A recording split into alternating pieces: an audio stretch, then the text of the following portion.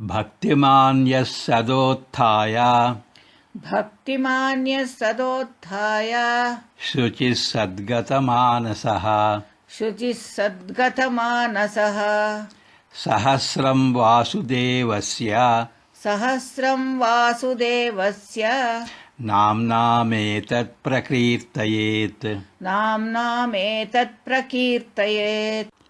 When a highly devoted person gets up early, purifies himself and starts reciting the stotra, praising Vasudeva, he will be rewarded by a variety of benefits. ಭಕ್ತಿಯುಳ್ಳ ಯಾವ ವ್ಯಕ್ತಿಯು ಬೆಳಗ್ಗೆ ಬೇಗ ಎದ್ದು ತನ್ನನ್ನು ಶುದ್ಧೀಕರಿಸಿಕೊಂಡು ವಾಸುದೇವನನ್ನು ಕೊಂಡಾಡುವ ಸ್ತೋತ್ರಗಳನ್ನು ಪಠಿಸುತ್ತಾನೆಯೋ ಆ ವ್ಯಕ್ತಿಗೆ ವಿಧ ವಿಧದ ಲಾಭಗಳುಂಟಾಗುತ್ತವೆ.